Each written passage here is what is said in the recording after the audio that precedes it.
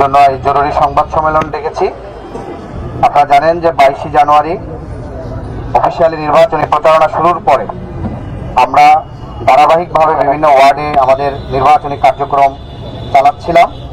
তারই ধারাবাহিকতায় আমরা আজকে সকাল 8:30টার দিকে ডুমনি বাজার থেকে আমাদের নির্বাচনী প্রচারণা শুরু করি এবং সেটি আমরা হেঁটে যখন সামনে নূরপাড়া মাদ্রাসা এরিয়ায় যখন যাই, সেখানে হচ্ছে আমাদের যাওয়ার সাথে সাথে অতর্কিতভাবে 43 নং ওয়ার্ড বিএনপির সভাপতি জনাব দিদার মোল্লা তিনি অতর্কিতভাবে হামলা করেন তার সন্ত্রাসী বাহিনী নিয়ে, এবং সেই হামলায় নূরপাড়া মাদ্রাসার যে প্রিন্সিপাল ছিলেন বরকতুল্লাহ স্যার তিনি নিজে আহত হন, তার ভাই হেদায়েতুল্লাহ সহ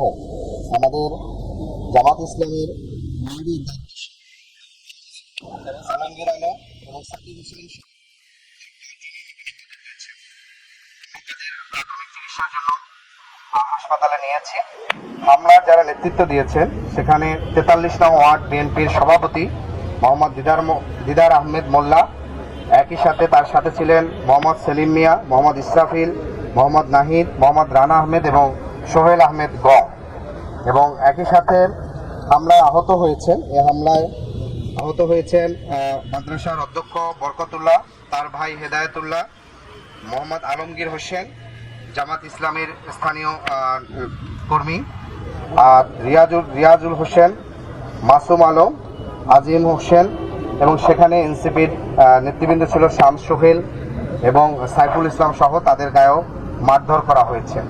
আমরা একটি বিষয় স্পষ্ট করে দেখি, এটি খুবই দুঃখের বিষয়, সেটি হচ্ছে যে আপনারা দেখেছেন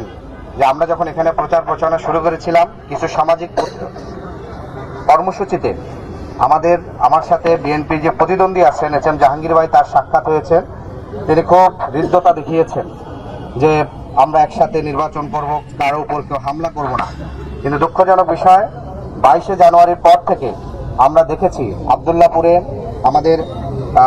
নির্বাচনী অফিসের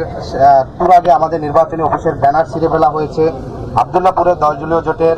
নারী কর্মীদের সেখানে প্রচারণায় বাধা দিয়েছে। গতকালকে সেই খিলখ্যাত থানায় আমাদের একটি